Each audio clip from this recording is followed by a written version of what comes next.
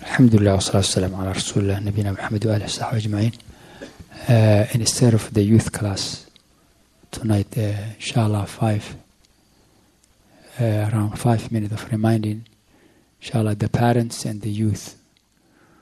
For the youth and for everyone who his mother and father or one of them is alive, to remember that Allah commands the believer to be dutiful and nice to his parents. قَضَى رَبُّكَ أَلَّا تَعْبُدُوا إِلَّا إِيَّهُ وَبِالْوَالِدَيْنِ إِحْسَانًا. To be nice and dutiful to your parents.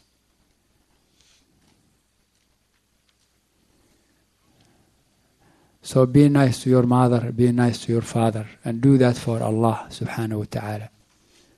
Not because you are scared, not because you're being threatened, but you're doing it because you obey Allah, who command you to be nice and obedient and respectful to your parents, especially the mother. Take your mother as your companion, as your friend. The hadith is, Prophet was asked, Man ahaqqu nasi bihusni suhbati. O the Messenger of Allah, who deserves the most my companionship, the best of my companionship? Who should I take a friend? Who deserves my friendship? Prophet said, your mother, Ummuk. The man said again, who is after that? The Prophet repeated, your mother. The man said, who is after that? Prophet repeated, your mother. Then the fourth time, Prophet said, your father. So, to remember that, to take your mother as a friend. Your father, let them be the closest one to you. This is to the youth, inshallah. And by doing so, alhamdulillah, you get, it may be difficult to obey parents sometimes. It may not be convenient for you, especially when you have other things to do. But obey them for the sake of Allah and you get the good fruit, inshallah. And be aware of disrespecting the parents. Yes, avoid to disrespect. Remember that hadith, that righteous man, Sahib Jurayj, who was in a prayer, in optional prayer, his mother called him, he didn't answer his mother. He continued his prayer. She made dua against him because he did wrong. He was supposed to answer his mother. He's in optional prayer. He can cut it off and say, yes, mother, because answering the call of mother is a mandatory. And that prayer was optional. And in Islam you have two things, mandatory, optional. That mandatory take the precedence. So he continued his salah. She made dua against him. Because of that, oh youth, remember what Jurayj, righteous man, who didn't answer the call of his mother when he was praying for Allah, what he goes through. They humiliate him. Allah answered her dua. So out of that, this sheikh was humiliated. His masjid was destroyed. He was locked. He was blamed badly that he even commit haram, zina. Alhamdulillah, Allah disproved all that later, but the sheikh, he went through difficulty because he didn't answer his mother when he was in salah. Imagine your mother call you when you are with bad friends, when you watching bad thing, when you are, and then you ignore her. You continue doing what you're doing it. You don't even pick up the phone. You see as a mother, you hang with the phone on. She calling you left, you go. A'udhu billah. She calling you, you continue imitating, you are sleeping. You are not answering your mother, your father. Are you better than Jurayj? When she make dua against him, he went through what he went through. Even though that man, Jurayj, was very righteous man. How? You know, when they blame him, he commits zina, he has this child through zina, haram way. He said, show me that child. Where is the one you blame him for? When he saw, he prayed 2 rak'ah. Tawadda, he made wudu, he prayed 2 rak'ah. And he put his finger onto the baby born. And he questioned him, who is your father? He said, Ra'i al-Ghanam, the shepherd. Now the people realize that they wrong the sheikh. They say, sorry, sheikh, let me make your masjid out of gold. Say, no. Out of silver? No. Just to make the way it was. So this he got through what he got through because he didn't answer his mother when he was praying. So please remember youth that. Especially this environment, the enemy of Allah whisper on you. You grown, you teenager, you are not underage, you are not this, you man. A'udhu billah. Never forget that hadith. As for the parent, I remind the mothers, the fathers, please, for the sake of Allah, don't oppress your child. Don't oppress your child. Don't oppress your child. Make your child feel freedom. He can express what he wants to express. Don't make him in a state he is scared. He cannot say the haqq even.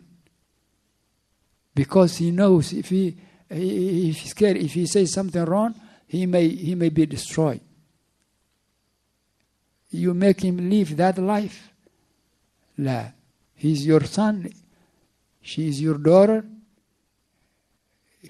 Give him confidence that she can express what these things is right. Listen from her. Give her time. Listen. Prophet used to listen. And this hadith is example for us.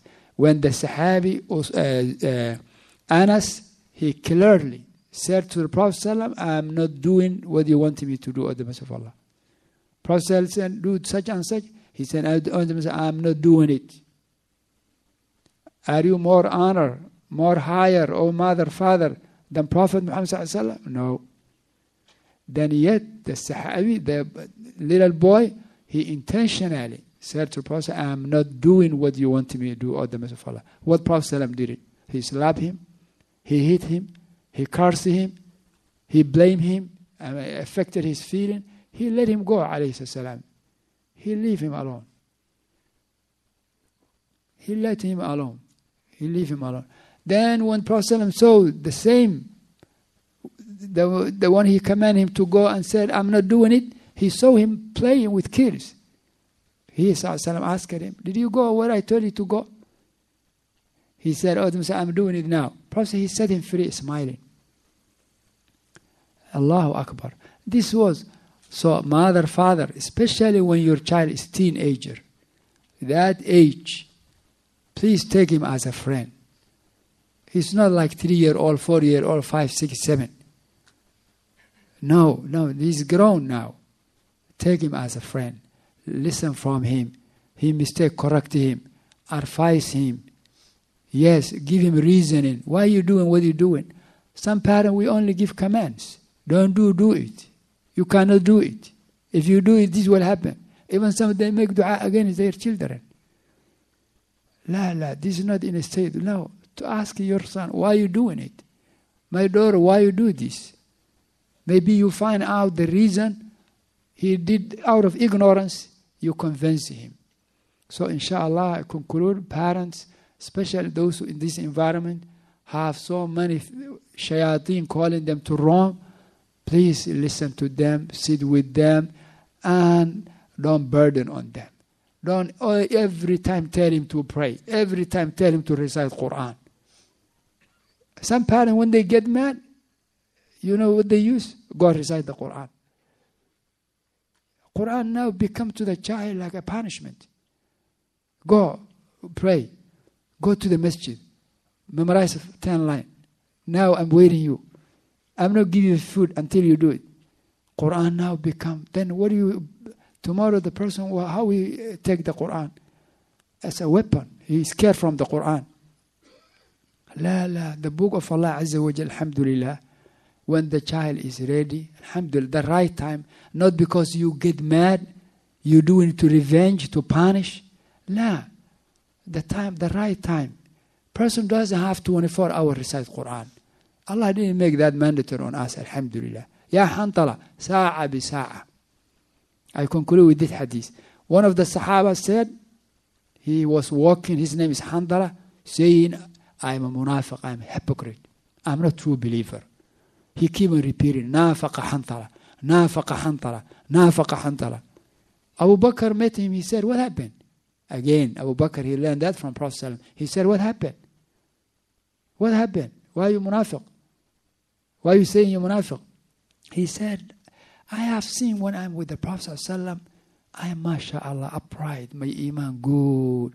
When I go back home and mix with wife and kids, I'm different. This is the sign of a hypocrite. Having two different lives. With the Prophet ﷺ, mashallah, home, I'm different. Abu Bakr said, if that is the case, I have the same problem as well. They went both to the Prophet ﷺ and they mentioned. Prophet ﷺ said, Sa'a bi sa'a ya hantala. Or sa'a or hantala, sometime the way you are with your family, with your kids, that way is good. That's fine. And sometime the way you are when you are with me, that's okay. Because Prophet ﷺ said, if you would have been in your homes, in your family, in the middle of your family, the way you are when you are with me, the angels would have shaken your hands and greet you into the streets. Means you cannot be in that state. 24 hours you cannot be in that state. So sometime, alhamdulillah, you're relaxed. You with the family, you with the kids, alhamdulillah. And sometimes you take serious. Alhamdulillah, you are in admonition, remembering akhirah, remembering grave. Alhamdulillah. Prophet even sometimes he used to race and compete with his wife Aisha. Radiallahu ta'ala anha. Sometimes let her watch people playing in the masjid even. He let her watch. Sometimes alayhi salam joke with her. Sallallahu alayhi wa sallam. So it's not 24 hours commands and reciting Quran and pray and this. There is time, alhamdulillah, person need to relax, walillahi alhamd, not with haram. Finally, oh youth, if it happened that your father is strong, harsh on you, for instance, what should you do? You obey the father. Be better. Be good son. Be good son anyway. Father he only wants good for you. Mother only wants good for you. If she mistake the way, don't mistake as well. Respect her. Respect the father.